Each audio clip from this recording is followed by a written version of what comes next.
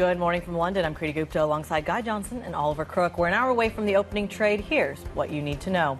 Nvidia falling in after-hour trading with an underwhelming forecast and production snags in its much-awaited Blackwell chips, all while reporting a sales beat and an additional $50 billion buyback.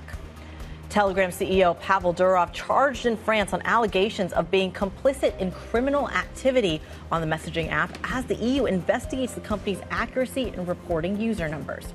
Next up, it's a focus on European data. Germany and Spain both due to report inflation numbers today ahead of tomorrow's PCE figure in the U.S. Ollie.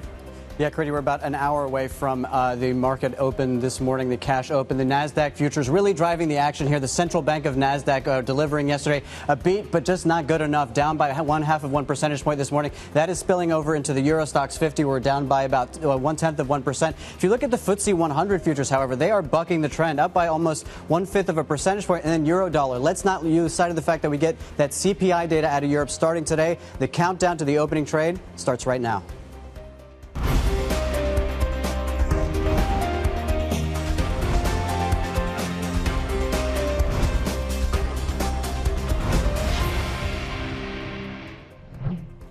The demand is so great, but we're going to have lots and lots of supply, and we will be able to ramp starting in Q4.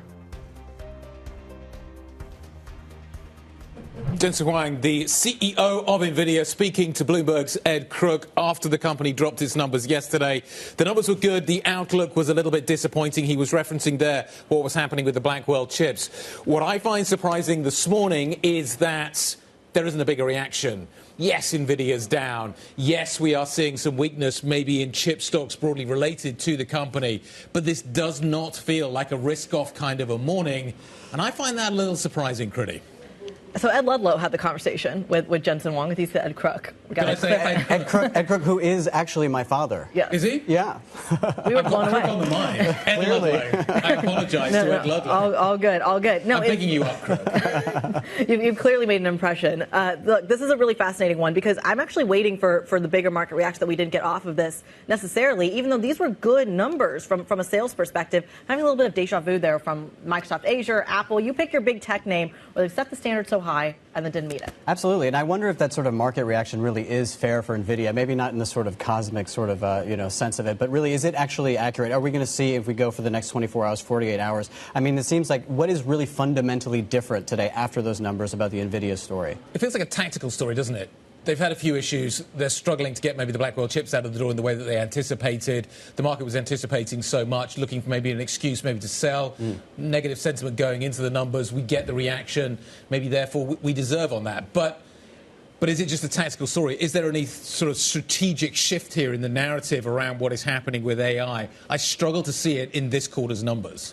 I struggle to see it, although I thought it was interesting that, and Claire Playdell-Bouverie made this point yesterday, that when we're talking about enterprise demand, that's where we're starting to see the softness. Consumer demand is still fairly strong when it comes to the broader tech sector as well. We'll get to that in a moment. But when it comes to that enterprise demand, that may be where you're still seeing growth, but that growth isn't as fast or as accelerated as was, especially when it comes to the hyperscalers. They're still making about 45% of the revenue, but it's still not the biggest kind of bet there. I should also add that when we're talking about the diversification space, you're still seeing Nvidia struggle on that front. So they're really still heavily dependent on those other folks.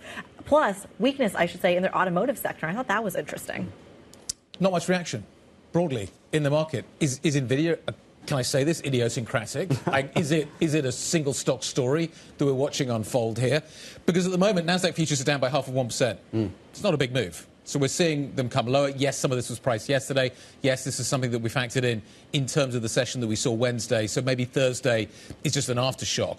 But nevertheless, this was a company's set of numbers that was equated to, and we all did it, and we all, like the FT had the story yesterday, the afternoon, comparing it to a non-farm payroll number. You saw what the non-farm payroll number did at the beginning of August in terms of concerns around a recession. We are not seeing that kind of reaction this Thursday morning. Yeah, and how much of it do you think that the anticipation was around the negative space around what is a very significant market event in a week when there's not a huge amount going on within the markets and looking at those sorts of things, and how much of it was sort of outsized there, and then the reality of it maybe just not delivering in the same way? And we'll add to the point as well, and you pointed out this kind of negativity going into it, the hedges on this side were actually quite significant. Going into the numbers, the market closed down, or Nvidia Nvidia stock closed down 3% ahead of the numbers. So people were expecting some sort of pullback, some sort of disappointment, to a greater degree at least than they have in previous quarters. The options market had a 10% swing either way. Yeah. That was about right. Yeah. It turned out to be at one point, as the earnings call kind of unfolded, down 8%. So the options market did see the swings, and we did price some of this in. So some of this has been protected. Some of this was anticipated and priced into the market. You also saw Crown strike out with numbers last night. Actually, the numbers looked all right. Yeah. The outlook is where kind of the disappointment maybe came through. Yeah. CRM, Salesforce, actually looked pretty good as well. They're going to focus on profitability. Those numbers looked okay. Is tech ring-fenced? Is tech a different story to everything else? Or is there a wider kind of read across into the bigger economy story that we're kind of matching the macro story? Torsten Slok was out with a note yesterday talking about the CapEx impact that the spending on Nvidia chips and the whole AI story is generating at the moment, how big that is. So maybe that's the translation effect. But it feels weirdly ring-fenced this morning, this tech story. Well, there's two pieces to this, right? There's again, bringing back the enterprise story, which is, by the way, where you saw a slight softness, slight pullback in Salesforce and in the CrowdStrike numbers as well. It was coming from, again, those bigger players. If you really wanted to macro this, to your point about the non-farm payrolls, you could make this argument that some of the business spending, some of that CapEx spending, for example, is slowing down. And that is perhaps the macro read-through that, to your point, markets aren't necessarily reacting to. But this also goes into the point of kind of how do you play this next level? If you don't invest in Nvidia, you invest in the adopters, that second level of adoption.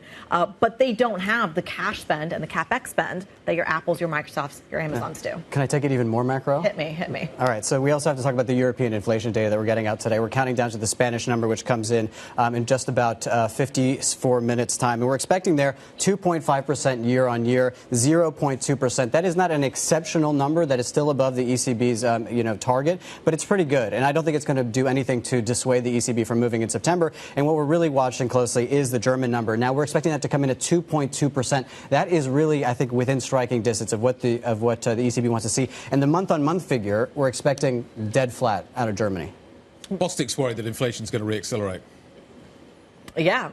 But in the US, how big a risk is that? Because the European Central Bank seem more sensitive to that risk. Certainly, you saw that coming from Philip Lane when he was talking at Jackson Hole. You heard that from the Governor of the Bank of England as well, Andrew Bailey. Yeah.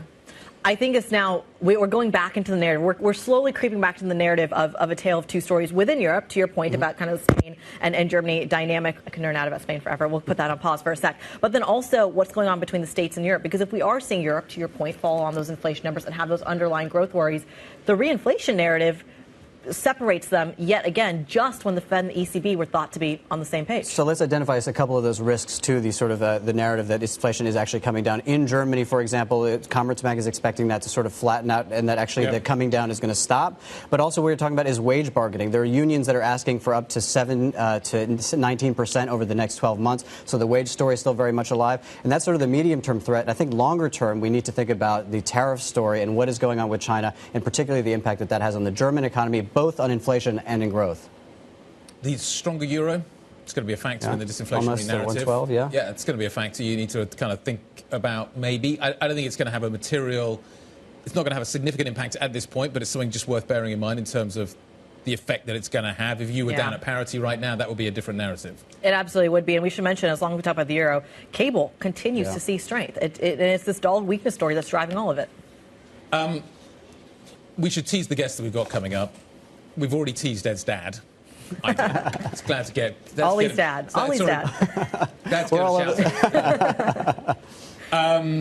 Let's talk a little bit about what we've got coming up on the show. JPMorgan's Mathias Reschke is going to be joining us shortly to talk about the market themes. We'll talk about what is happening with the Nvidia story, with Radio Free Mobile's Richard Windsor just posting a note talking about the fickle markets. At the Open, we're going to speak to Michael Falken from Tidan Capital, Carmagnac's Marie Anne Allier is going to be joining us to talk fixed income a little bit later on in the show. What does the rest of the day look like? Yeah, a lot going on in the macro space. After now we've got Nvidia out of the way. We're looking ahead to the payrolls numbers next week as well. By 1 p.m. UK time, we get that Germany CPI. We're starting to get some of that regional breakdown about 9 a.m. So I think, Guy, you're going to be breaking that down for Bloomberg TV. But then we also get some other data out of the UK. 1:30 p.m. UK time, we get a little bit of that data deluge. Some central bank speak as well. Philip Lane, Joaquin Nagel, and then, of course, Bostic. You already gave him a shout out earlier, continues to hit the wire. But for me, I've got to say, the highlight of I think the next 24 hours for me will be that 2 a.m., if you're still awake here in the UK,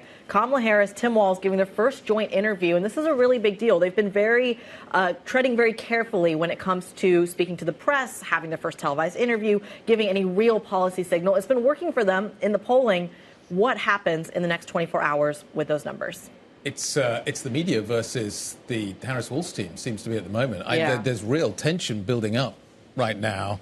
You wonder how they're going to manage it. The fact that the media is frustrated tells me everything, that they are managing to actually deliver a message without talking to the media, which I think is fascinating. It is, and it also almost kind of rips the page out of the Biden playbook here a little bit, because he also, perhaps for different reasons, was very hesitant to do sit-downs with the New York Times, with CNN, only until he was really called out, pressured to do so. What I think is interesting is that despite the negative space around policy and things like that, everything that the Trump team has been saying hasn't really been able to stick, nonetheless, in that void. I wonder that now, if you actually get some teeth into what they're actually planning to do, that the attacks become a little bit more salient from the Trump team. I should also mention there's another piece of news coming out of the U.S. politics team, especially as we're trying to decide what is going to have an economic read-through, what the policy story looks like. The Supreme Court halted Biden's student loan forgiveness initiative that he had. And the reason this matters from an economic standpoint is because the criticism around that from economists was that was stimulatory. It was actually pushing against some of that kind of rate cut help or rate hike, I should say, that Chair Powell was trying to feed through the economy. Now, we kind of need it. Fiscal versus monetary, yeah. It's been an interesting tension. Let's talk about what else we need to know. What is going on this morning? Senior White House official Jake Sullivan sat down for a rare set of talks with a Chinese general, a top Chinese general. The meeting between these two marks the highest level public exchange between a Biden administration official and the People's Liberation Army, the PLA. Both nations are trying to prevent regional spats spiraling into open conflict. Berkshire Hathaway has become the first US firm outside of the tech sector to top the $1 trillion market value mark. Warren Buffett's group has outperformed the S&P this year with a 30% gain. Berkshire joins an exclusive club dominated by tech giants, including Alphabet, Meta, Nvidia. We mentioned that name again. It's interesting to see what Berkshire's doing in terms of selling quite aggressively at the moment. Take a signal from that, if you will. And Pavel Durov, the chief executive officer of Telegram, was charged in France for alleged complicity in the spread of sexual images of children and other crimes, such as drug trafficking, on the messaging app. The billionaire has been ordered to post 5 million euros in bail and is now banned from leaving France. Telegram didn't immediately respond to a request for comment on the charge.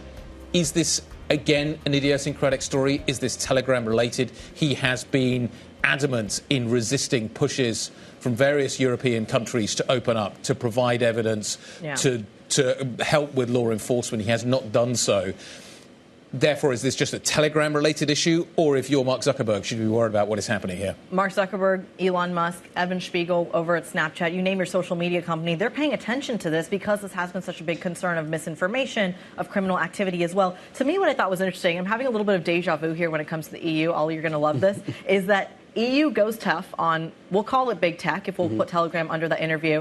And yet the penalty, even the bail here, is 5 million euros for a billionaire? Yeah, it's pretty remarkable. I mean, listen, I'm not a legal expert, but when I saw 5 million, for a billionaire, it's not even a drop in the bucket. I mean, I also think it's interesting that speaking to the EU level is that they're also looking into investigating the EU level about the sort of numbers, the user numbers that Telegram has within Europe that would actually open them up to more stringent regulation if they're over that 45 million user line. They have claimed, I think the last one was about 41 million. Yeah. So we'll see what comes out of that. But clearly there's a lot of European sort of focus on Telegram right now. The 5 million isn't significant, but he's not allowed to leave France. Right.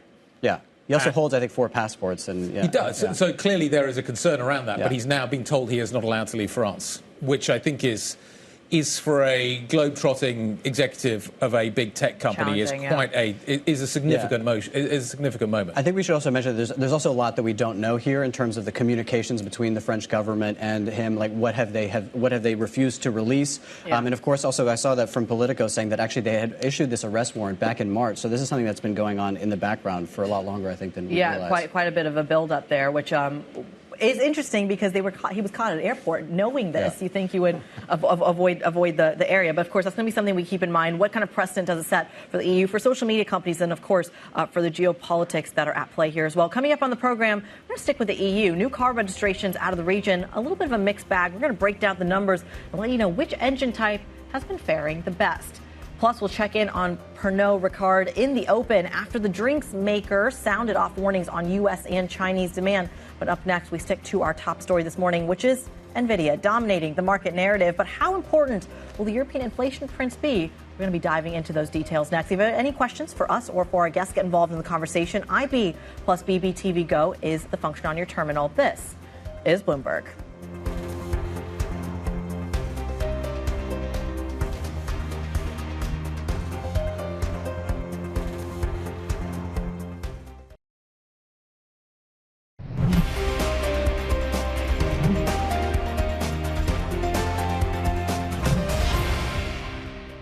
I'm not concerned. I think if you look at Nvidia, they still control this market and will continue to, I would say, dominate this space over the next 3 to 5 years. Delivering chips at this rate, at this scale, is fantastic and unprecedented. I don't think there's much of a revenue issue here, of a growth issue here.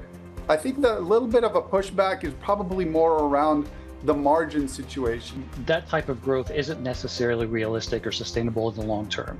Two, it's not necessary in the long term either. At the end of the day, we still sense enormous and urgent demand across the board, and that really mitigates, in our view, the risk of a pause in shipments as customers wait for the next generation of chips to be available in volumes. Some of the guests we were talking to here on Bloomberg Television reacting to Nvidia's good numbers, underwhelming outlook, I think probably is the way of putting it. Mathias Reschke, head of European investment grade finance at JPMorgan, sitting around the table with us this morning. Not necessarily your bailiwick, global technology, so we'll just kind of bear that in mind. But is tech isolated? Can I put Nvidia in its own bucket? Can I put tech in its own bucket? Think about what is happening kind of with that narrative and the AI story, and then think about kind of what else is happening elsewhere. Can I separate the two? It certainly feels like it. Certainly, the tech story has been a lot around, AI adoption and, specific stories around that rather than the overall economy. I would say that in a slowing economy, are they protected completely? I don't think so, but it might be a bit early to use that as the story that is driving this. So I can put that over there, and then I can think about this lovely soft landing that everybody else is thinking about and kind of what is going on. Doesn't feel like maybe Nvidia is having a soft landing this morning. Do you believe in the soft landing? Should I invest around the soft landing? Are people telling you that the soft landing is the narrative that they want to be positioned around? What are you hearing right now, and what is your sense of what is going on? Yeah, certainly, the market wants to believe in it. The market wants to be positive about the, de-inflationary story, rates coming down. It was extremely positive about it in the beginning of the year. We took a step back as we were going through the first half of the year as rates weren't coming down as quickly as the market was hoping. I think we're back at that now. Let's remember, we're coming from an exceptional period of low interest rates, and that builds up bubbles everywhere in the economy. And, constructing a soft landing from a central bank point of view would be, I wouldn't call it the great escape, but, pretty much close to it. So I think there are risks to it. The market wants to believe in it right now, but, I don't think we're fully out of the woods yet. So one of the issues in the tech space, or one of the concerns around it, has been the fact that so much of Nvidia's revenue, and I'm going to macro this out, don't worry, 45% of it is coming from the hyperscalers. And there's a concern around whether CapEx spend can really come from smaller tech companies that aren't your Mag 7. But this is coming in the context of a lot of companies having issued so significantly post-COVID with super ultra rates that they can access. And I'm curious if you think this is a market where corporations on both sides of the Atlantic are over-leveraged. We don't think so, certainly not in the investment grade space. So, if you look at cash flow production of, the investment grade space overall, it's been very solid. I would say that, if anything, leverage levels of the average corporate is probably, below cycle.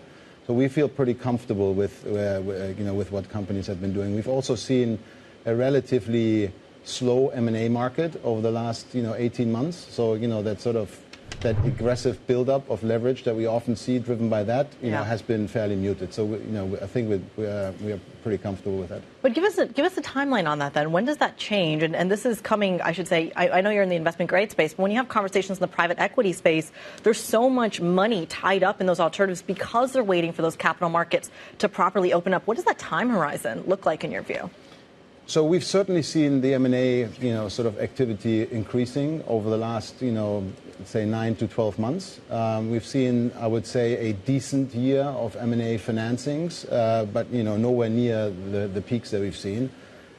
Ultimately, activity in that space is driven by confidence of boards, in the economic outlook. You don't want to do a massive acquisition into a downturn. So, we feel pretty comfortable, that companies will become more positive, and certainly from a financing point of view, we are ready for it. Well, from a financing point of view, then, does that mean in the next 12 months we're going to see an issuance buildup or more on the sidelines, given the macro risks that you're talking about? So if you look at this year as an example, we're up 25% in issuance volumes compared to last year. That's partially last year being a low year, but this is the second highest issuance activity that we've seen outside COVID. Yeah. So it's been a fairly strong year. We've played catch up this year. Generally, we had to convince issuers in the beginning of the year that it was the right time, that rates weren't coming down any further, and this was already a good environment. But I think everybody got that point, and we're now in a pretty, healthy environment. I don't think we're going to see a massive, spike from here, but we're back into what we see is a regular market that is functioning well. And we get inflation data over the next couple of days out of the European Union. I'd like to know from you, where is your focus geographically, but also within the inflation complex? Yeah, so I think that in Europe, obviously, the inflation, sort of speed has already, come down more materially. The economy is not as strong as the U.S. one. I think the big question has been around the U.S., right, where, unemployment was low, the economy was growing well, and inflation was coming down a little bit more slowly. Mm-hmm. We've seen recent data in July and August that obviously moved the market and also, sort of helped the Fed come to the conclusion that inflation is now less of an issue and unemployment in the economy, is more. So for us, the focal point of the sticky inflation is still the U.S. And what are you expecting in Europe and in Germany and things like that? Are you expecting that story to be intact, the sort of disinflationary narrative to remain intact, and the ECB just keeps going and the market's got the pricing correct? Yeah, I mean, Germany is an interesting point because the economy is very, globally economy driven. So, whether German companies, and the inflationary environment in Germany continues or not is as much driven by what happens not only in the U.S., but particularly China. And obviously in China, we've seen economic data recently that's been weaker than expected. I think that's actually the biggest question mark for me in the global picture at the moment, which comes back to the point that I made earlier. Are we really, going to get this miraculous soft landing, or are there other factors that potentially, So are we underestimating the China risk at this point? Do you think markets are underestimating the global effect of the China slowdown? I mean, right? Germany's already seeing it. What about everybody else? Well, I think that, I think that's a real risk. And I think, it's pretty, it seems pretty obvious, how reliable are data coming out of China. That's always a bit of a question. But, certainly it's been in my view, the biggest swing that we've seen over the last quarter in terms of, where global growth is. Okay. Mathias, nice to see you. Thanks for stopping by to see us. We greatly appreciate it. Mathias Reschke, Head of European Investment Grade Finance at JPMorgan.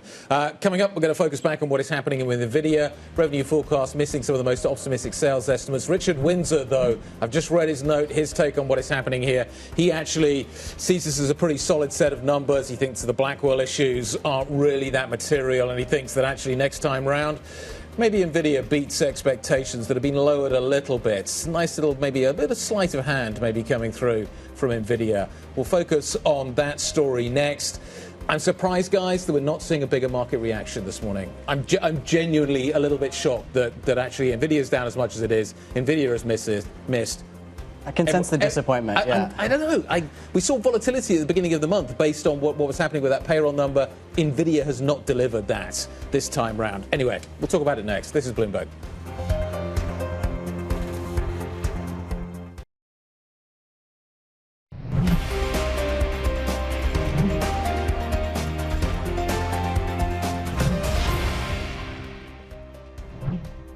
It's not necessarily, sometimes it's deals with a particular regional service provider that's been funded by the government, and oftentimes that's the case. In the case of Japan, for example, the Japanese government came out and offered subsidies of a couple $1 billion, I think, for several different internet companies and telcos to be able to fund their AI infrastructure. India has a sovereign AI initiative going, and they're building their AI infrastructure. Canada, the UK, France, Italy, I'm missing somebody.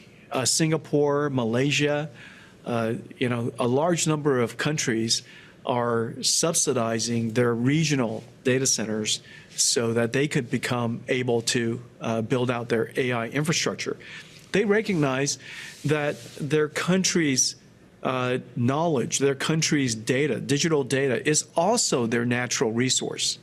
Not just the land they're sitting on, not just the air above them, but they realize now that their digital knowledge is part of their natural and national resource. And they ought to harvest that and process that and transform it into their national digital intelligence. And so this is what we call sovereign AI. You could imagine almost every single country in the world will eventually recognize this and build out their AI infrastructure. Jensen, you use the word resource, and that makes me think about the energy requirements here. I think on the call you talked about how the next generation models will have many orders of magnitude greater compute needs. But how will the energy needs increase, and what is the advantage you feel NVIDIA has in that sense? Well, the most important thing that we do is increase the performance and efficiency of our next generation. So Blackwell is many times more performant than Hopper at the same level of power used. And so that's energy efficiency. More performance with the same amount of power, or same performance at a lower power. And that's number one. And the second is using liquid cooling. We support air cooling, we support liquid cooling, but liquid cooling is a lot more energy efficient. And so the combination of all of that, you're going to get a pretty large step up.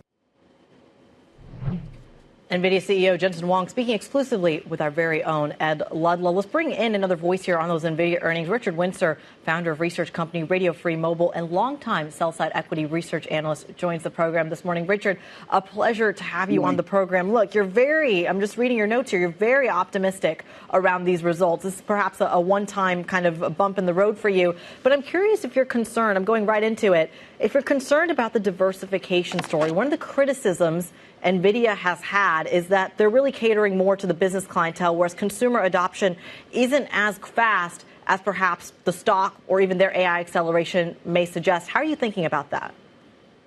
That's a good question. I think the issue here at the moment is that the products that the company is selling are only for enterprises because they cost hundreds of thousands of dollars each and only go into a data center, which no consumer owns. I think what's really happening at the moment is that you've had this huge build-out phase, and now comes the phase at which all these services supported by this infrastructure need to be rolled out to consumers. And there is some question mark, some debate around the uptake of these services. But if you look at the capex of the big players, look at Google in particular and Meta, that are building AI like crazy for the services that they already own. I think from that perspective, the adoption of AI in consumer services is pretty much on track. I don't see any change from these results in that expectation. So in these results, though, and we have a great kind of graphic up right now that's showing growth in every single business unit of NVIDIA, save one, and that's the automotive unit. And Richard, I know it doesn't make up the bulk of their growth or the bulk of their earnings, but I'm curious about your take on this particular part of their business and why that weakness may exist. That's very simple, twofold, two answers to that question. The first one is that if you look at the automotive sector has been pretty weak right now. And so from that perspective, obviously, that flows through into demand for NVIDIA. The second one is autonomous driving. Problem with autonomous driving is, and that's what NVIDIA is selling its products for, lovely idea, but no one has really yet got it to work very well. And so consequently, the expectations for when that's actually going to work properly remain very uncertain. And so obviously, automotive customers are nervous about making large commitments to NVIDIA when they don't know when they're going to be able to generate revenues from the silicon that they buy. Richard, do you think the stock market reaction was an overreaction? Do you think it was about right? Do you think it's about letting a little steam out of this story? What do you make of it? I think there is it's any excuse to take a bit of profit. You know, the stock's done 10x in the last 18 months or so. Now, the thing that is very interesting is if this had been like a 50 times multiple stock, a 70 times multiple stock, shares would be down 30% today.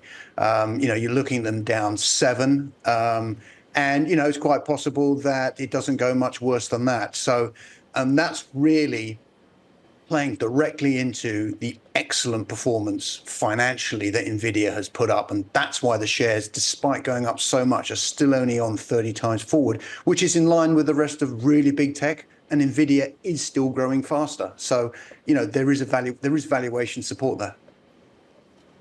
there. Is there an issue around Blackwell? Is it just a tactical story rather than a strategic story? Oh, no, there was definitely a problem. You know, and these things happen. It turned out when they tried to make the thing at scale, they couldn't quite get the yields that they needed. And so what they did was that they redesigned, made some small design changes in order so that the yield at TSMC would be much better. And that's really all that's happened. It's caused several weeks of delay. The key point here is there's no competition for this product. And so consequently, if it's delayed for a few weeks, so what? I mean, the demand's still going to be there. The customers are still going to roll in. It's not as if they're going to go and buy it from somebody else. So, you know, very small hiccup, which I think is irrelevant once this thing starts shipping in scale. And Richard, I'd like to drag you away, if I might, from Nvidia for just a moment, because we also have a product launch coming from Apple in just a couple of weeks' time. And it's sort of surprising that, you know, ordinarily to go 7 minutes into a conversation about tech and not mention that. What are you expecting there? Well, I think more of same, really. What you're going to see is incremental improvements, probably focused mostly around photography, computational photography, the cameras, because that's at the moment is what is differentiating Apple's products from everyone else's. We are not yet at the point at which Apple is going to make a major design revision. So frankly, it's going to be more of same that allows Apple just to keep its edge over Android in the digital ecosystem. Yeah, and also elsewhere in tech as well, we've been watching very closely what has been happening with Telegram and thinking about the sort of precedent that sets for some of these companies in terms of moderation. I'm just wondering sort of your initial reaction. I know there's still a lot that we don't know about this situation in France with the founder and the CEO. What is your reaction there? Do you think that it has a ripple effect, or is this just a Telegram story? No, I think what it does is it reignites the whole free speech debate, and it also reignites, to a great degree, the moderation debate. Are these social networks, are they platforms or are they publishers? Now, if they're publishers, if they're platforms, arguably they bear no responsibility for the content that's put on their platforms. If they are publishers, like, say, you know, you guys, Bloomberg or the New York Times or anyone else, then of course they're responsible for the content. And I think that's really what the debate that's really ignited as a result of this incident. Richard, when we're talking about, I'm going to bring it back to the tech story and the big tech story, I should say, and ask you more about the liquidity. And I'm curious, we talked about this in the context of Nvidia, the hyperscalers driving so much of the growth. But I'm curious in the broader story, it feels like tech is able to rally and almost invest in their CapEx and their R&D and even deal with fines in their social media space from the EU and other parts of the world because of this massive cash cushion that they have. How long does that last, Richard, especially if we have a potential downturn in the future? Well, I mean, the thing about it is, even if there is a downturn, so let's take the big guys, Apple, Google, Meta Platforms, Microsoft.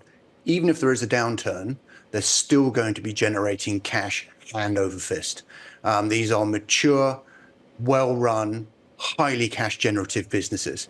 And so from that perspective, their ability to invest, it's important to differentiate ability to invest from willingness to invest. Their ability to invest, unimpaired. Willingness to invest, maybe the shareholders start putting a bit of pressure on them and saying, look, you're investing too quickly, there's a downturn coming, perhaps you should slack off a bit. So I think what would most likely happen, there'd be no change in their ability. I think they may in a downturn, of course, then I would expect them to slow down their investments. Are these companies going to capture the value in the AI story? If they're not going to, who will? Good question. At the moment, when we look at it right now, so my position is that the generative AI is a bubble, and the bubble will burst. When that happens, there will be a reckoning. And that means that anyone who hasn't got a lot of resources or is not generating cash is going to have to consolidate or raise more money, which is going to become increasingly difficult if sentiment sours. In that scenario, the biggest survive. So let me give you a classic example. So let's say the bubble pops, Anthropic gets into trouble because it doesn't generate any cash. Amazon acquires it, it becomes part of Amazon, and that is Amazon's generative AI strategy. And I think you could say the same thing for Microsoft and OpenAI. And certainly I would not be surprised to see Apple also acquire one of these big generative AI companies if they start to get into trouble. Richard Windsor, founder of Radio Free Mobile, thank you so much for your time today on the sort of top story of the day. Let's take it from the tech story to the political story. We have live pictures coming in from Brussels right now. There's an EU foreign ministers meeting that is happening in Brussels. This was supposed to happen in Hungary. That was changed after Orban's visit to Russia. Let's have a listen to what they're saying. And today having Minister Kuleba with us will be an important moment in order to make everybody understand why. Some data. Since the starting of the war in February 2022, Russia has fired against Ukraine more than 14,000 drones. 14,000 drones. Almost 10,000 missiles. It was 9,500 last week. Today it must be already about 10,000. And many more glided bombs. You know, this kind of bombs that are being launched at a high altitude, at high speed, and they glide onto the objective. Many of them are being launched from Russia. The good news, we'll discuss about it, is that we have started using the revenues from the windfall profits from frozen Russian assets. The windfall profits from these frozen assets has already been sent to Ukraine and sent to the member states who will provide with this money more military equipment to Ukraine. The important thing is that for the first time we are financing directly the Ukrainian industry.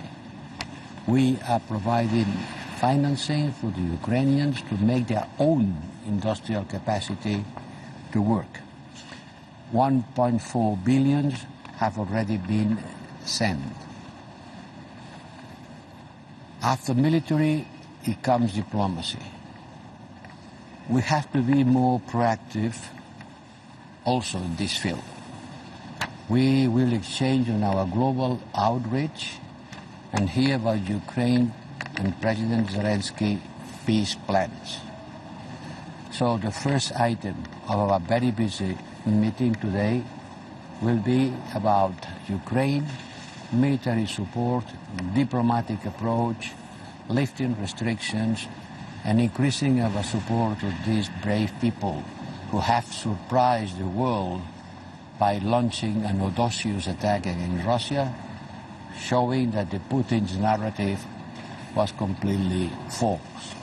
It's our great pleasure to have Dmytro with us today. Thank you. Thank you. Hearing there from Josep Borrell and the man standing next to him, the Ukrainian Foreign Minister Kuleba, who I will be speaking to a little bit later today. There are a lot of topics, guys, to talk about with Ukraine, from the Zelensky victory plan that we sort of got the outline of this week, which we don't have any details on. That'll be sort of the top of the agenda, talking to him. Also, the bond restructuring story. And, of course, what they're alluding to there is the frozen assets with the Russians. They've paid out the windfall, but they still have not found the delivery mechanism to monetize that $50 billion they're trying to get to Ukraine at a time when everyone's sort of fiscal situation is a bit stretched, and there's questions about how the financing is going to go going forward for Ukraine. I think the restructuring is fascinating. It's been a long time coming. We've been anticipating this, but it sets Ukraine up for a little bit more stability in terms of its longer-term story in terms of managing that bond portfolio. And it fits, as you say, Ollie, with the financing story. The critical bit here, though, is figuring out this peace deal. I am fascinated to see how Zelensky thinks this peace deal is going to work. And he's going to present it to Biden. We've got the UN General Assembly coming up. This is the pivotal moment I think everybody is now waiting for. With the Trump-Harris election story coming up, can we get a plan in place that could work its way through that election and be ring-fenced from that election? I don't know, but I'm fascinated to see how it's going to work. If he has a plan that could potentially deliver peace, that's game-changing for Europe. It's also a tricky one, I should say. Again, I'm going to bring it right back to the precedent story, because if Ukraine is getting all of the support from private investors to restructure from the EU, arguably from the IMF and the World Bank as well, there are plenty of other war zones as well around the world that are seeking that same kind of support and aren't getting it. So I'm curious what kind of Ukrainian precedent is set here in for other parts of the world. We'll watch that one very carefully as well. What else are we going to be watching this morning? Stocks to watch. We've got the drinks maker, Pernod Ricard, out with numbers this morning. It's a soft sales story in China and in the United States. I think we largely knew that, so I'm curious to see kind of how big a reaction we ultimately get to that. But it tells us more about what is happening with the consumer maybe than anything else. We'll come back to that story in just a moment. We are counting you down to the open here in Europe. This is Bloomberg.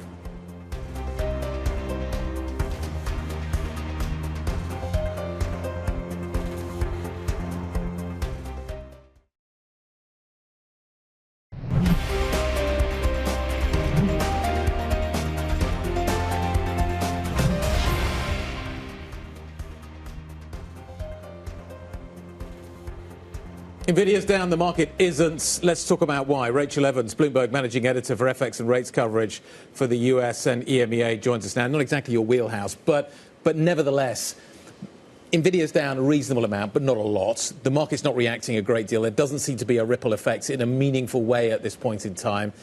Can I think of Nvidia as idiosyncratic in its own little bucket? Like, is that a step too far here this morning? I think it's not idiosyncratic. I think it's something that people have been looking for. I mean, it's seldom, as you point out, that this kind of crosses my desk, that we get into sort of thinking about single stocks and earnings. But Nvidia is such an important driver of the S&P and the NASDAQ in terms of their returns this year that I don't think anyone has been able to kind of take its eyes off it. You know, it's become to have the same weight as a Fed meeting in terms of how people are kind of looking at the earnings. So it's not necessarily idiosyncratic, but I think what we're seeing here is that the numbers were good. There's no big issue there. It's just that they weren't absolute knock it out of the park. Amazing, exactly. And it sort of speaks a little bit to how much froth has been in the market, that we've become really used to seeing just absolutely sky-high figures, sky-high beats. And, you know, maybe we're just starting to see a little bit more realism come into the market. But let's not forget, these are still crazy good numbers. Like, you know, if we are to see this continue, like that AI boom is still very, very strong indeed. So I think kind of we need to just sort of, the market is digesting this. Yes, there was, you know, a little bit of disappointment. There's been a lot of hype, a lot of like people putting money in, a lot of retail investors putting money in and expecting to see kind of, you know, to the moon type performance, you know, a la Bitcoin. But instead, you know, we've kind of started to see, you know, this has to have some fundamentals, and therefore people are just taking a little bit of heat out. How does the Fed play into all this, especially at a time when AI was also supposed to be, in the words of Larry Fink over at BlackRock, the solution to our labor market problem? Is the Fed paying attention to something like this, or is still, say, the PCE number tomorrow the highlight? I think the Fed has been very clear that it's looking at the data and specifically looking at inflation, but also labour. And I think we've got a very important jobs print next week. But to the degree that, like, you know, the stock market kind of does play into their thinking, it reflects wider concerns about growth. It reflects wider concerns about inflation. So when you think about Nvidia, you know, given how important it's been to S&P this year, it does give you a sort of read on the health of the tech sector, which has been a huge kind of like power of growth in the US economy. So I think they are looking at it, and they are interested to the degree that, you know, it gives them a gauge on kind of the health of that sector and therefore a health of the wider economy, but not necessarily something that they're going to be watching as closely as you say. You know, we've got GDP today, PCE tomorrow, and then I think jobs next week is going to be the really big one. Yeah, I want to pick up on that growth data out of today. The Fed is going to be watching GDP, or is it just GPT for the Fed? Yeah. Nice. I think, GDP is going to be the second reading. So, we're not expecting to see kind of like anything monumental coming through in that. But, it's another kind of gauge of a healthy economy. And at the moment, the Fed is preparing to cut. It needs to see this data go the right way. So it's going to be something that they do check in on. Well, Rachel Evans, thank you so much for joining us. Bloomberg's managing editor for FX and rates coverage for the U.S. and EMEA. Let's get to Joe Easton with the movers this morning. So we're watching the main chip makers in Europe today, Ollie, following Nvidia's disappointing results. That $32.5 billion in quarterly revenue, not enough for the biggest bulls on Wall Street. And as we can see, Nvidia down almost 7%. So we're going to keep an eye on the classic stocks here in Europe today, the likes of ASML, BE Semi, also ST Micro, and perhaps Infineon as well. Now, remember, these stocks did slump in July amid the downturn in the global markets, so potentially a bit of room for upside in them. Keep an eye on that sector today. Meanwhile, we're looking at booze as well. Pernod Ricard is out once again. It's very negative in terms of their outlook. It's basically another profit warning of too much inventory in the US, also a weak market in China for the maker of Absolute Vodka. But, as I say, something that we've seen a lot of over the past year. Look at these massive drops in the drink stocks. Potentially, that might be priced in. Finally, video games. CD Projekt beats expectations. Sales up 30%, profit up 30%. It's the best performing stock in Poland over the past year. But a lot of sales on this stock. 12 analysts recommend selling. Maybe the rally's gone too far. All right, Joe Easton there with our stocks to watch. We are about a couple minutes away from the opening trades across Europe. Stick with us. This is Bloomberg.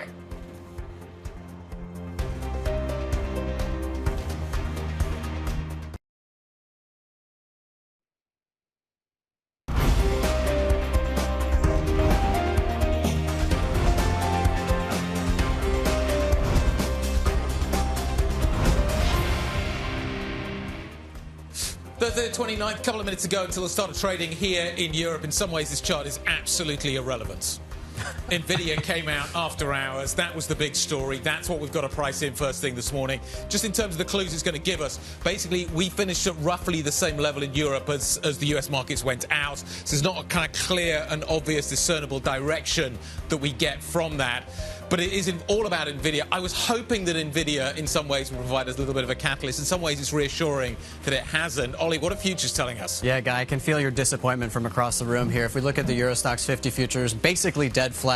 Pricing in a little bit of selling this morning. You look at the FTSE futures, bucking the trend from what you're seeing across Europe, up about 1/10 of 1%, I should say. Of course, the Nasdaq is what we're paying attention to. That's sort of the mood music behind all of this. Down about 0.5% this morning after those Nvidia numbers, which now we're going to get priced across the market in just a few seconds' time now, Critty. Yeah, it's an interesting one when we look a little bit closer, zoom into what the potential movers might be. Joe, in the last block, just walked us through a little bit, but we are still waiting for what the read across might be from Nvidia, because even if it doesn't have a macro effect, to your point, it could still have a little bit of a micro effect. TSMC over in the Asia session taking a bit of a beating off those numbers. Will it show up in the ASML, the SCP, the Infineon, the chip story of Europe? That's one stock that we're going to keep an eye on. Some softness in Pernod Ricard as well. We're going to keep an eye on how that stock opens up as well. Plus, we got those EU car registrations, I believe, at the top of the hour, about an hour ago. We did see some weakness in those numbers. So we're going to see whether or not the market can actually digest it. But when it comes, it feels like from a macro point of view, we're zooming back out. It is still that chip story that matters, but perhaps not from a risk sentiment perspective, Guy, that we were waiting for. Maybe a little bit of a sum of all parts trade. Absolutely. But it's going to be interesting what the aggregate effect is, as you say. Let's talk about what the opening trade looks like. Here we go. Are we going to see some volatility? The trend thus far this week has been for no volatility, and I suspect we're probably going to see a bit more of that. The next big volatility event maybe comes tomorrow in terms of the inflation data out of the States, but definitely next week in the form of the payroll number. So here we go. European markets are out of the gates. The FTSE 100 is weakening up a little bit, 0.1 of 1%. The Stock 600 is up by less than 0.1 of 1%. The IBEX is absolutely flat at the get-go of trading this morning. Are we going to see a Pernod effect into the luxury sector? We'll wait and see whether or not that delivers on the CAC this morning, but it is absolutely flat as well. The DAX is absolutely flat.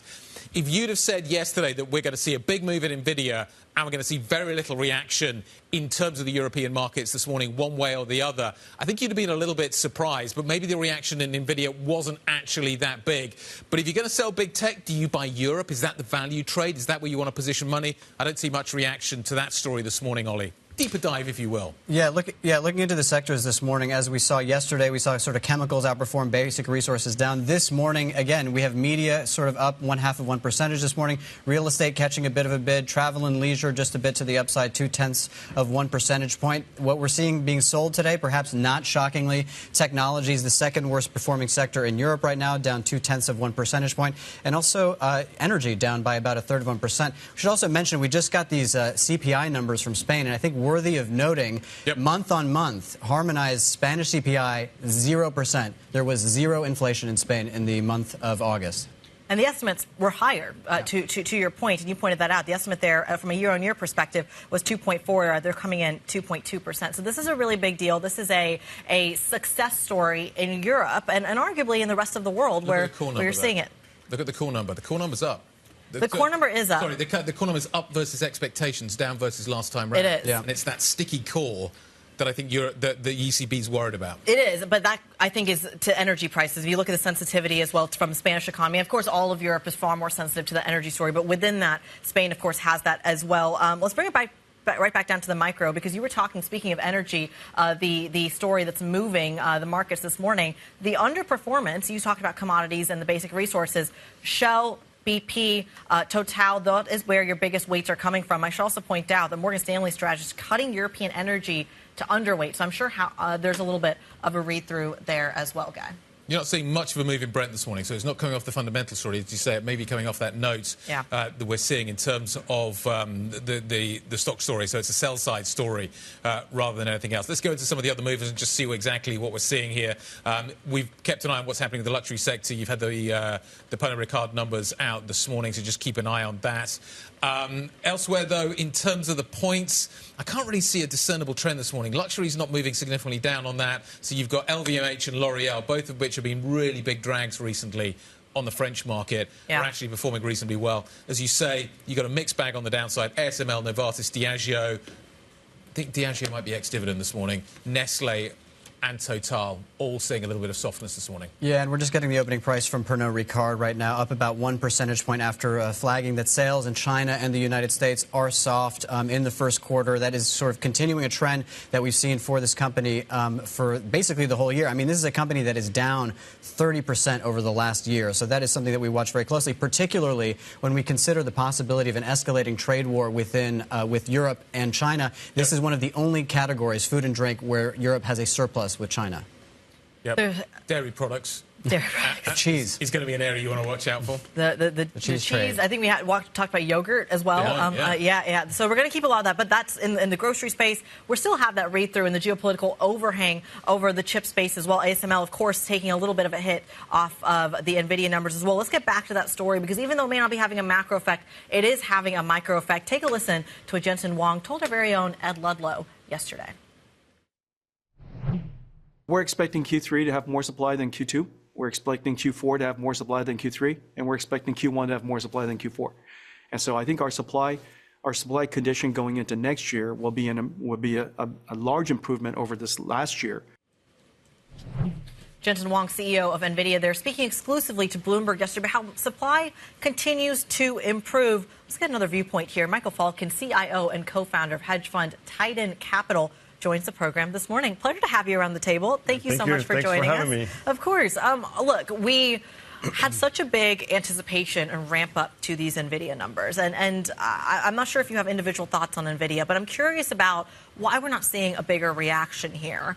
Is this just kind of investors, the rest of the world really, even economists looking at this and saying this is a one-off, this is not something to be concerned about? Or is there a macro read-through here? I'm not sure so much about a macro read-through, but they obviously have had some ramp-up issues with Blackwell chip, and that was partly expected. I think in terms of Nvidia aftermarket's reaction, it was obviously some disappointment with the next quarter. Market has gotten used to them beating by about a couple of billion. They beat by $1 billion. Now they're talking down numbers a bit in terms of Q-on-Q growth, around 7.5–8%. Versus 15% in the last quarter. So that's obviously a concern, but they're going to make it up towards the end of the year. So I guess it all remains to be seen. I'm having a little bit of deja vu here in that comment here that there are production issues in the chip sector, potentially more supply than expected in the future. Doesn't this give you a little bit of tone of 2021, especially when it comes to the chip space? No, yeah, obviously the chip space is hugely cyclical, and it's always tough to predict when the turn is coming. But so far, AI spend has been a huge driver for Nvidia, of course. In terms of what comes next, like, what are we looking at? Is there a read across into the broader market here that I need to be thinking about? Can I put it in its own bucket, or do I need to think about it? How are you thinking about it in terms of how you're positioning your portfolios? Yeah, so from our perspective, Nvidia in isolation, yeah, great numbers for several quarters in a row, but that spend being put to work in AI chips and GPUs has to come from somewhere. Yeah. So last night, Salesforce reported, yeah, they pretty much beat expectation by a fraction top line. But you have clear slowdown in the growth numbers coming from 11% first quarter, 9% second quarter, guiding 7% in the third quarter. So their apps are obviously seeing a slowdown in growth. So that suddenly is becoming more of a cost-cutting story. And we see that, just as a side example, Klarna, which is a Swedish fintech company that cut their workforce here, went out with it on Tuesday from 5,000 to 3,800 employees because of use of AI. So there you have a user example. Yeah. And they're also cutting the use of Salesforce apps, which is quite interesting. So the spend is moving around. So we're starting to see an effect actually beginning to happen. If we see, go. I was going to say, isn't this exactly what Larry Fink at BlackRock talked about? That AI would basically take over the labor market, and now you're seeing an actual effect of that? Maybe, but we don't know yet how big an effect it's going to be. Klarna's an obvious example, but maybe the other story I thought was interesting yesterday, we were talking about it, was the fact that maybe some companies won't use other companies to write their code. Basically, they use AI to write their own code, and you're going to see huge savings as a result of that. So maybe that's one area as well that you want to think about as you see the effect coming through, that you don't need to go to the CRM company, you don't need to go to the company that's going to write your software. You can do it in-house. You just need to have enough capability using the AI to make that happen. So we're starting to understand where the value falls in terms of the AI story. As the AI story starts to develop, do I stay in the States? Do I stay here? Can I look to Europe? If the AI story struggles, does that give me a reason to buy Europe? How does this change the geographical breakdown of how you think about where you want to put money to work? It's obviously U.S. innovation first. It's been so extremely impressive. Yeah. Well, the valuations of S&P is quite high, and expectation for earnings growth is mid-teens. Yeah. So do you want to buy that 20 times plus earnings? I'm not sure. We're a pretty much peakish market, near all-time high on S&P. Yeah. But we're also near all-time high on DAX. Yeah. And Europe. When did Europe last grow? The German data isn't exactly encouraging on that front. No. So, yes, I'd rather stay in the U.S., but it's very top-ish markets, and there are opportunities to be short. Okay. Are those opportunities in the tech space? I think several of the app developers are in for a tough time going forward. Can you name some? Well, Salesforce, I think, are in a very tough spot. Tell us why, though. Explain that, though. Even though these are some of the biggest companies, they're sitting on piles of cash, and you're not the only kind of hedge fund manager to be talking about that. It's not a secret that so much of the smart money here has been driving these big moves in tech. But why not stay invested in the long term, especially in both a positive macro scenario where you do have an expansionary business investment cycle, but even in a negative scenario where it plays a more defensive role? Where is the downside here? Well, there's a lot of spend in AI. There's a lot of upstarts coming out, and there's going to be increased competition. So increased competition when you also have user cases like Klarna. They said they're going to ditch Salesforce. They said they're going to ditch Workday coming forward. Yeah. So there's going to be more like Klarna examples. So you're finding potentially smaller pie with increased competition. That's a tougher spot. And I want to just bring it back to the CPI number we just got, because obviously this is what we're going to be watching over the next couple of days to determine where the ECB goes in just 2 weeks' time. So just to recap what we got, the month-on-month figure in Spain for the month of August at 0%. Expectation was for an increase of 0.2%, so much better than had been anticipated. But as Guy pointed out, the core a little bit stronger. What are you expecting in terms of inflation? Do these numbers actually matter when we get over the next couple of days to determine where the ECB is going, or is that just kind of locked in? Yeah, I don't have a real strong view on ECB per se, how much they're going to cut, but what's priced in is what's priced in, and usually tend to be wrong. You've seen the flip-flop in the U.S. Now we're pricing in 100 bips for the remainder of the year. 35% probability of cutting 50 bips in September. So you don't have much faith in the market on this one. It's a tough call. Let me There's ask you a lot this. of moving numbers. Who do you have faith in to boost growth in Europe? Whose responsibility is that? Is that the ECB? I mean, you're talking about how there's basically been zero growth. Is that just the story that's going on? Are we just in a coma for the sort of months and years to come? Well, let's just wait for some fiscal boost. But do you think that that will come? Because, of course, there is limited headroom in a number of countries, maybe at the EU level. Well, I think the national economies themselves, they have to focus on what's best for them, and of course at the broader EU level as well. But I think that we're in for some pretty tough GDP numbers in, let's say, 3-4 quarters down the line, and then fiscal has to come to help. Rates, it's great when they get cut, but it takes some time to get them to work. Just look at the U.S. The raising of rates took forever to work, if it has worked. Is equity going to lose out to credit soon? This is your kind of stick, the kind of the relationship between the two, and you trade that relationship. Are we seeing a value transfer from equity to credit? Do you see that happening in a meaningful, big way? What are the examples that you're seeing right now in terms of how that is working? Spreads seem very tight at the moment. Credit is pretty strongly bid too, so I'm wondering where the extra juice could come from there. Yeah, no, it's a great question, because on a pure index basis, you see high yield spreads at 300, and that's tight. Historically, it's near all-time tights. So, that's kind of a scary scenario. But outside of the bigger indices, there's a lot of dispersion happening. Companies had to refocus on rebuilding the balance sheet of these 10, 12 years of nothing rates and tight spreads. They've had coupons in the kind of mid-single digits for companies that are under some structural pressures. And when they haven't come back and fixed the balance sheet, they have to use equity. So what happens? Well, they dilute equity holders to the benefit of creditors. And over time, you see more of that happening? Oh, absolutely. Several examples as of late. Lucid, the EV maker, having to spend a bundle to build out their factory in Saudi and ramp production. Have a huge backer in the Saudi PIF, but they've done convertible preferred, they've done common equity. In what? To help the balance sheet. So you transfer value from equity holders to creditors. And I think there's going to be more and more examples of this. And we see that throughout the year. Rivian, same example.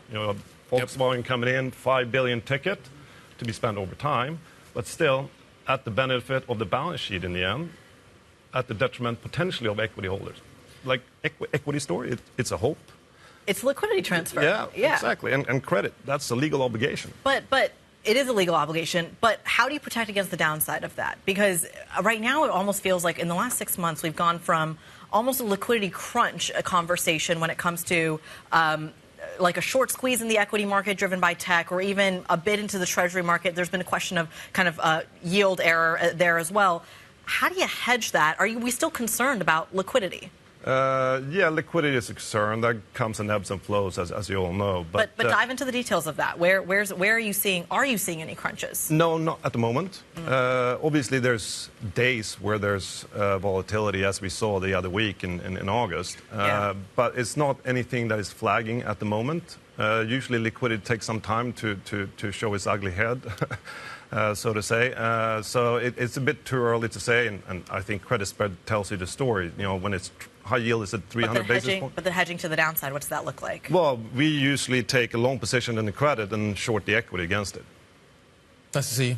Thanks for stopping by to see us. We'll keep an eye on this one. Looks like it's going to be a story that's maybe got some legs. Michael Falken, CIO and co-founder of Tidan Capital. Thank you very much indeed. Let's take a look at the big stocks, see how they're moving. The core in Europe looks a little bit like this. First thing this morning, is it a strong core? Is it a weak core? Clearly, you're going to see some effect coming through from Nvidia, but it's not that great. Look at that. ASML is up this morning. That is fascinating. Ferrari. Take a look at the Ferrari chart over the last year. It's taken a significant leg higher of late. It continues that turn higher this morning. LVMH is up. This despite the warnings we're getting through in the drink sector. It is tracking higher as well. Europe's core looks pretty strong this morning. What else are we watching? Joe Easton, over to you. So as you say, Guy, these chip stocks really holding up in the face of that decline for Nvidia. Remember, $32 billion in quarterly revenue, still pretty good. And these stocks are already down sharply since that July sell-off that we saw in the global tech market. So actually, Most of the main chip companies actually higher. Bit of weakness in BE Semi, but remember, some of those issues with Nvidia were potentially stock-specific on production, so not a huge read across today. Then in terms of the drink stocks, another sector that's been battered really over the past couple of months. Pernod Ricard actually managing a gain of 2.2% despite warning of yet more weakness in both the US and China, those key markets. We're seeing Remy edging higher as well, also Campari. Sky mentioned earlier, perhaps Diageo might be an ex-div, worth bearing that one in mind at the moment, but not too much impact in terms of that update. Then there is a big mover. This time it's going to be in the shipping space because we have got a bit of M&A. AP Moller Maersk is buying this company, Concentric, over in Sweden. It's the maker of hydraulic pumps that sells into the auto space. But look at that, a 58% gain for that stock. Clearly unexpected bit of M&A news for us today. Then over in the energy space, it is driven by that Morgan Stanley note. Morgan Stanley saying they see weakness in the oil and gas industry in terms of the pricing, the crude price, gas price. That could potentially mean fewer buybacks in the energy space, according to MS. Got a couple of downgrades up here, Equinor, Repsol, but they do still see value. One stock they like is Neste over in Finland, and that was the best performer on the stock 600 in early trading, as Morgan Stanley still recommends buying that one. Over in earnings, CD Projekt, quick look at that one. It has been one of the best performers in Poland over the past couple of years, edging very slightly lower today. Earnings looking pretty strong for the video game maker, the maker of the Witcher games. Finally, a quick look at Reckitt Benckiser. JPMorgan downgrades the stock after 7 years, recommending buying the company. Now, Reckitt has an issue around baby formula lawsuits in the US, and that's the reason JPMorgan no longer overweight the stock, and that one's edging lower at 0.5% this morning. Joe Easton from our equities team, thank you so much as ever. I just want to take a look at the sectors again and what's going on in the broader market here, because we opened lower. The futures were pointing down by just a little bit. We have every single sector in Europe up today except for energy. And the best performer right now, guys, technology. It's amazing, isn't it? Yeah. This is exactly what we wouldn't have expected this morning. You get Nvidia beats, but then a little bit of disappointment. The stocks comes down. You'd have expected some sort of translation effect, but maybe the market's just looking at this Blackwell issue and going, you know what, actually this is just a story that is going to get better. It is going to get better. They're going to fix it. The yields are going to go up, and as a result of which, maybe this is going to be good news ultimately further down the road.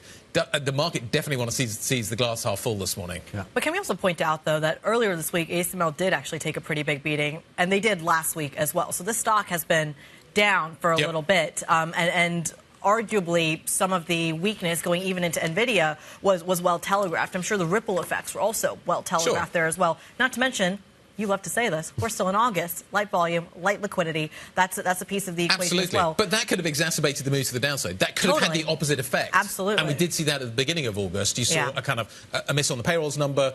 You get a lot of volatility. We haven't seen that volatility around the Nvidia numbers this time around.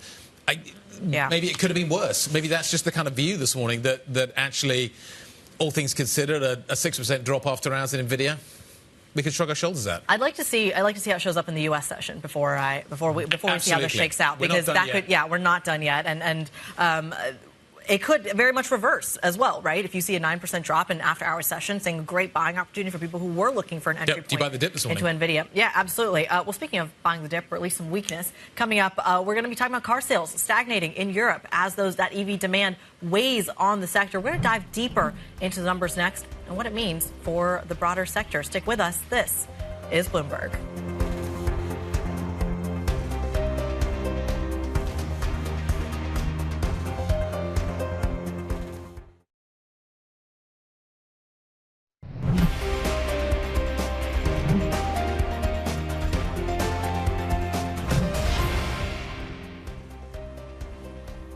Welcome back. 22 minutes into the equity market session, 23 minutes. This is what equities are looking like. They are bids. Surprising, maybe, given what we saw from Nvidia overnight. But that is where we are this morning. We're up by around circa 0.2%. Bit of breaking news coming out of HSBC. Georges El-Hadri is going to be taking over on the 2nd as CEO. We're now getting some management changes around that at HSBC that are worth noting. We are seeing Nuno Matos is going to step down from being the CEO of Global Wealth. O'Byrne's going to replace him, so that's going to be interesting to see how the effect of that comes through. Group Chief Operating Officer John Hinshaw is also going to be leaving the bank. these are going to be changes that are going to take effect from October the 1st, i.e. a little later than the CEO shift comes through at HSBC. Keep an eye on this. We've been waiting for kind of the details of what the shake-up is ultimately going to look like at the top of this big European bank, this big global bank. Let's talk about what is happening in the auto sector this morning. We saw some data coming through in terms of auto sales out of Europe. The data broadly roughly flat, but within that, there's some big geographical shifts. There's some big engine-type shifts that are really worth paying attention to, Ollie. Yeah, absolutely, Guy. And if we look at the macro story here, we're looking at the sort of EU new car registrations over the last sort of 2 years. And you could see post-pandemic, there was all that sort of buildup of demand. There were these sort of chip shortages. You saw those car sales just sort of recover. And this is just the top line for all kinds of cars. You can see now in the month of July, up by only 0.2% in the EU. That's really very, very flat. And that is across all the sort of different types. Let's try to drill into what we saw in terms of the actual engine types, because EVs have been in focus, as we know. So too have, diesel, gas, and hybrids. With EV demand in July, as you can see, deliveries down 11%. This is moving sort of against the direction that a lot of people in Europe would like to see, a lot of the policymakers. But guess what? You look at diesel and gas, you're not seeing much better in the month of July. They're down 10%, down 7%. And we should say that for the EVs in Germany, that figure in Germany for the month of July was down 39%. What is bucking that trend, Guy and Crady? What I think is interesting are the hybrids, up 26% in the month of July as people sort of try to establish what's going on with the EV picture. Charging stations a little bit freaked out potentially about going into the EV story, particularly with the secondary market not holding up. Seems like people are going into hybrids. When we look at what this means for the actual car makers, that is sort of an interesting story here. Tesla down 15% in the month of July. Volkswagen down 2.2%. Mercedes and BMW bucking the trend a little bit. BMW was up 2.8% there. There's sort of a mixed bag here. But as you can see, the EV maker, Tesla, down 15%. Really a material move here in the month of July from what we're seeing. Certainly something we're going to be keeping an eye on. And Guy, I think what's interesting, he's talking about that bump into the hybrid space. I'm just curious how much of this is a ripple effect of governments around Europe kind of pulling back on some of that infrastructure spend when it comes to the EV story. Range anxiety is a huge factor. You can deal with it by buying a hybrid. Toyota has been the biggest proponent of the hybrid, and everybody took the mickey and said, why are you doing this? You got it all wrong. You want to be making and accelerating the trend into EVs. Turns out maybe Toyota got it right in figuring out what was going on here. And what's interesting is also Mercedes and BMW also holding up. So part of the luxury trade still holding up, which is what we saw in a lot of when the rest of the auto sector was going down. The luxury was still holding up. That being said, guys, Porsche from the VW group down 15% in terms of deliveries in the month of July. So, not really sort of welcome news at Porsche and Volkswagen. Is that the aftermarket when it's affecting the Taycan and other products like that? The electric story for Porsche, you've seen some real value collapse in the aftermarket, which may be putting buyers off in the primary market. Completely, and it's going to continue to happen in the EV space until this sort of reaches maturity in that market. Yeah, and we know you're going to be keeping a close eye on that for us. Coming up on the program, going right back to the Nvidia story, revenue doubling, actually. We're going to dive into more of the details and the market ripple effect. Stick with us. This is Bloomberg.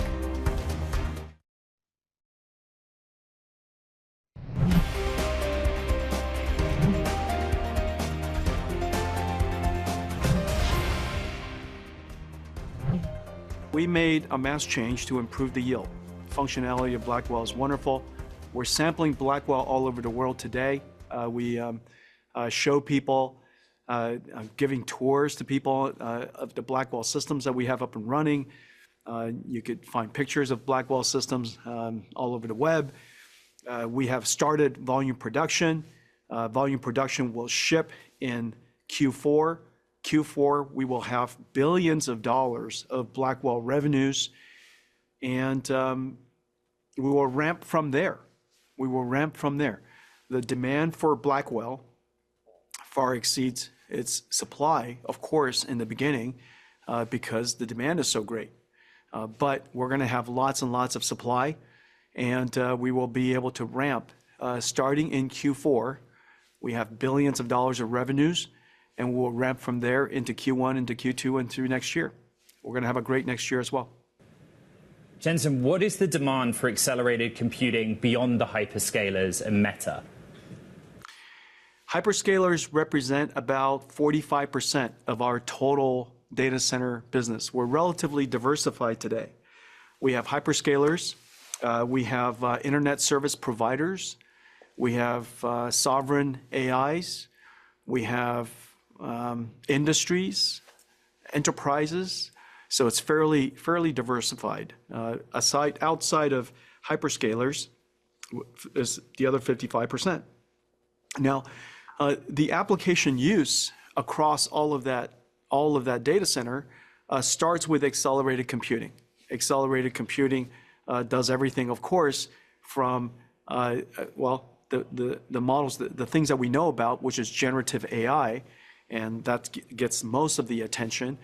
But at the core, we also do database processing, pre and post processing of data before you use it for generative AI, transcoding, scientific simulations, computer graphics, of course, image processing, of course. And so there's tons of applications that people use our accelerated computing for, and one of them is generative AI. So the Nvidia CEO speaking exclusively with Bloomberg's Ed Ludlow. Nvidia earnings demand for the Blackwell chip. This is all part of the conversation. We're really thinking about it in terms of a market driver this morning, seeing kind of futures bid down. But in the market this morning, we've seen a real turnaround. In fact, technology is the best performing sector within Europe. Let's get more on this from Robert Lee of Bloomberg Intelligence. Robert, I'd like to just start. Do you think that this was a fair reaction to the earnings in terms of the move in Nvidia? And do you think it was the correct one? Okay, great question. I think on the fundamentals, nothing has massively changed. We've maybe got a bit more clarity on the Blackwell rollout, although there still is some residual risk that maybe I can come on to in a second. So fundamentals, I think, it's sort of steady as she goes. But I think with Nvidia, again, it's a classic potential mismatch between expectations sort of tying into where the valuation was and what was being factored in there and what they actually delivered.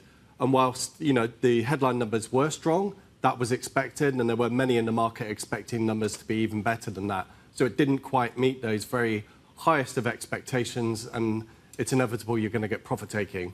But having said that, I think there are potential question marks and cloud on the medium-term horizon, which maybe we can discuss in a second. Hit me. Tell me about the clouds. Okay, I would say people took comfort that the Blackwell is getting back on track following these sort of surprise announcements a few weeks ago. So Jensen, as you heard in the interview a moment ago, said this thing is sampling now. It will enter initial volume production at the tail end of this year, generate a few billions of revenue, and then ramp into next year. So this product is the main product driver for next year, main revenue driver. However, having dabbled in semiconductors for some years, the analogy I used with one of your colleagues earlier on is like making a cake. Say you're the world's best chef, making one pristine cake is amazing. Say suddenly you've got 200 relatives coming over from Ireland or whatever, delivering 20 cakes simultaneously is a massive task. So the challenge of ramping up production, which is what the company has to achieve through the tail end of this year into next year, is a non-trivial task. There is residual risk there. So I think people should just bear that in mind. And then the other medium-term risk, as I've mentioned numerous times, is, obviously it's a sort of arms race amongst the hyperscalers at the moment to build out capacity, but they are not monetizing at a fast enough rate. I don't think that will impact the near-term demand outlook for Nvidia, but at some point, perhaps there's a day of reckoning. Again, if the customers aren't paying for these services, the hyperscalers have got to stop and say, well, we're spending tens of billions a quarter, the money's not really coming through. Does this really make the most commercial sense? That is a major medium-term question mark overhanging the story. Jensen sounds pretty positive, though. Sounds pretty confident that the outlook medium-term looks good. Well, he's the CEO of the world's largest tech company. You would expect nothing else. I'm sure he's a very fine, honourable man. But he's there to give you the outlook, hopefully a very realistic one. Again, I'm flagging here the risks. Maybe none of these risks come through. But again, I guess, one of the basic premises in the world of investment is risk and reward. So there's risk with everything. But when a stock is trading at such a high multiple, is it a fair balance of risk reward? And based on what we saw last night, the market decided to take some money off the table. Okay, Robert, the market did take a little bit off the table. It feels like we're going to kind of bounce back, though, this morning. Maybe not in Nvidia specifically, but certainly tech stocks not having the kind of morning you would have anticipated. ASML a little bit more positive than I would have first thought looking at the numbers overnight. Robert, great to see you this morning. Thank you very much indeed for updating us. Robert Lee joining us from Bloomberg Intelligence. Coming up, European inflation data continues to trickle in. We're going to discuss the read across with fixed income in the fixed income market with Carmignacs, Marie and Allier. She is going to be joining us next. This is Bloomberg.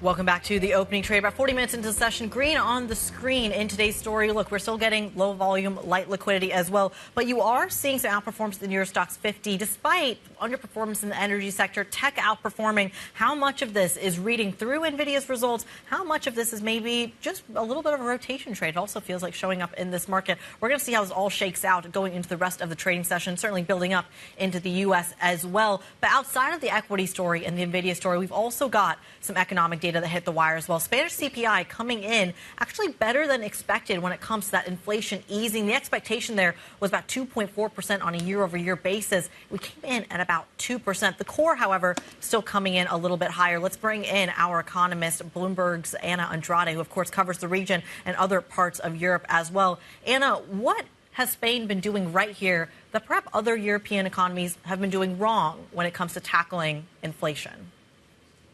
Hi. So today we had great news from inflation. As you just said, inflation fell to 2.4% from 2.9%.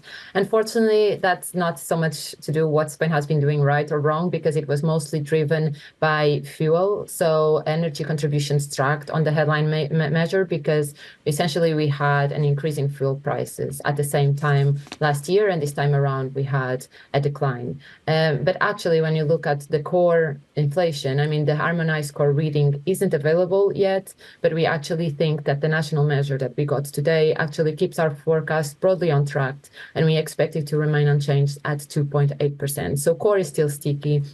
And compared to the euro area, actually, Spain has been having sort of higher inflation than the wider euro area. Now, again, that's nothing to do with the underlying picture being worse, because core inflation is broadly the same as what we're seeing in Germany, but it has been more to do with dynamics in food and energy prices.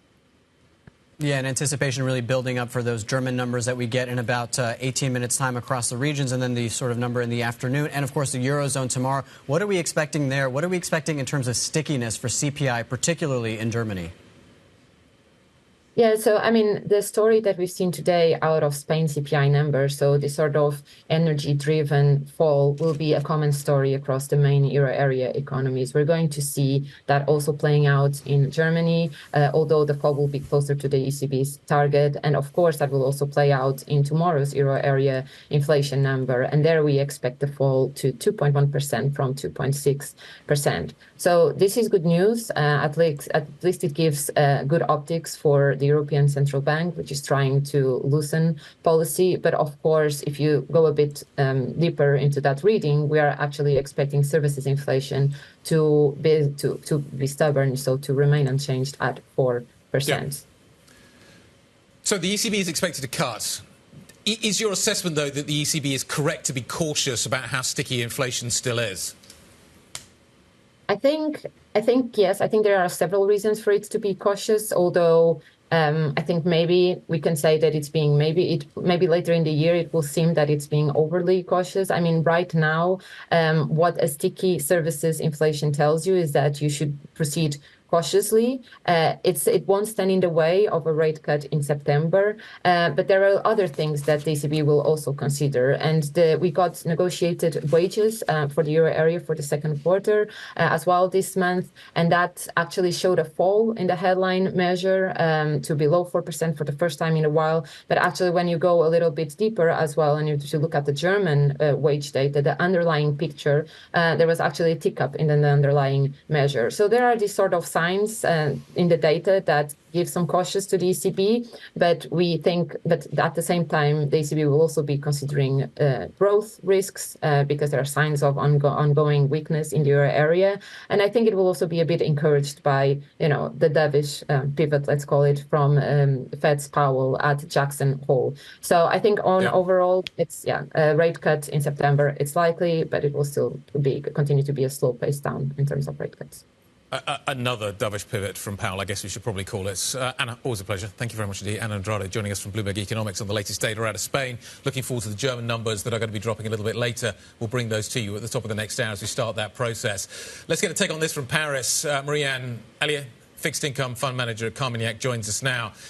How do you see the ECB progressing from here? Signs of caution, it sounds of caution from people like Philip Lane.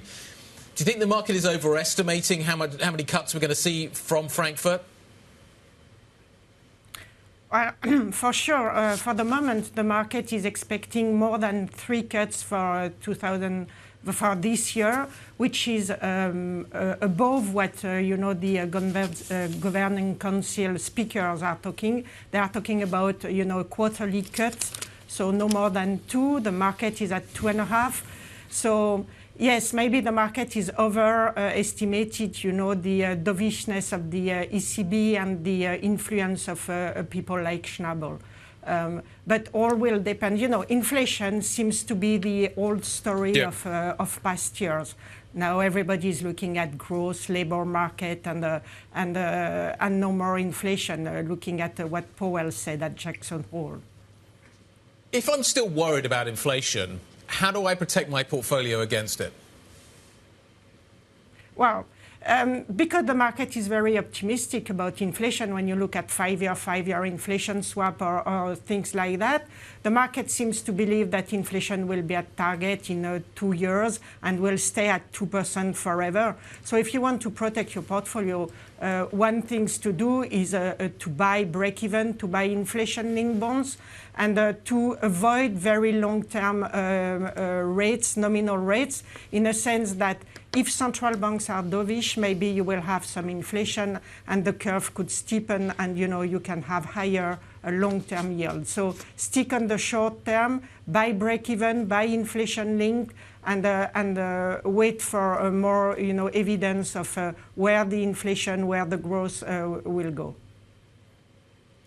It's Credy in London. I'm curious how you're thinking about the peripheral credit, specifically because that Spain, Greek, Portuguese, even Italian bonds have outperformed, of course, French bonds famously, but by a massive margin in a dislocation that hasn't quite come back to earth yet. We're expected to get more news around a new French prime minister, a new French government in the coming, hopefully the coming week, if not in weeks to come.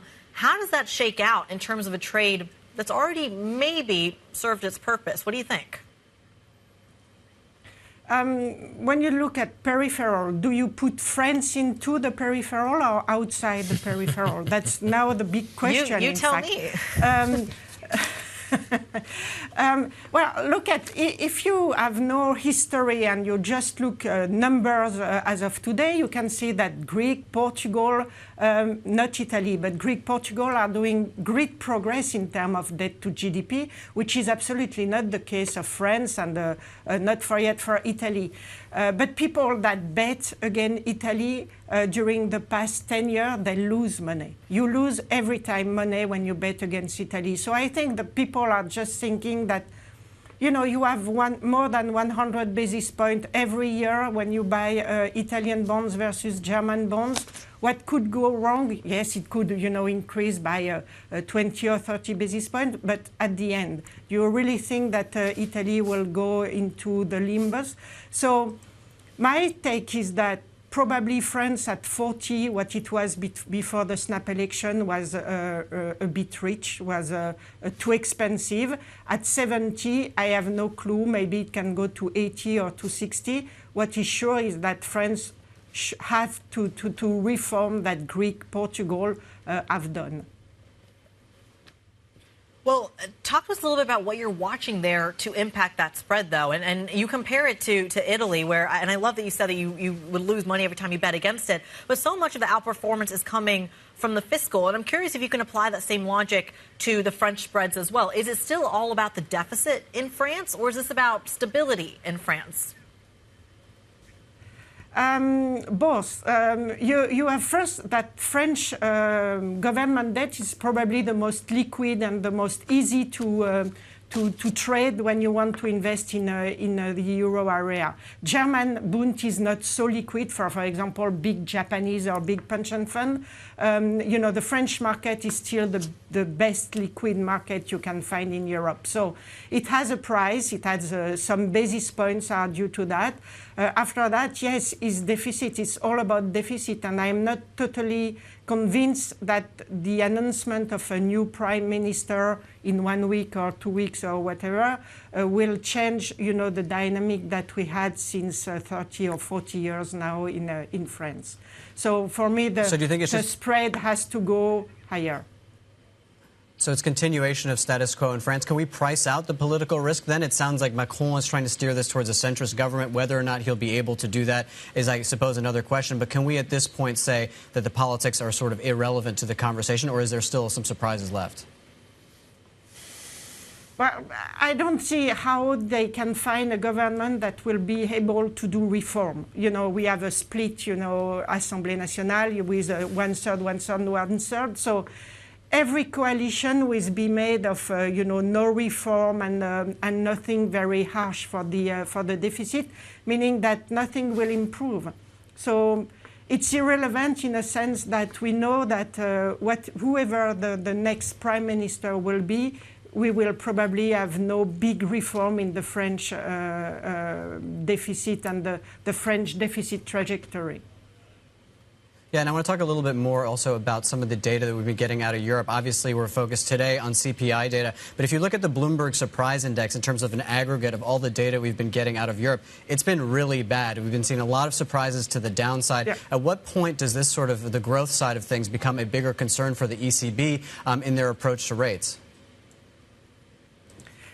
For the moment, they didn't. They only, point the wages and the productivity, in a sense, on the radar. They didn't speak very loudly about growth and the risk of growth.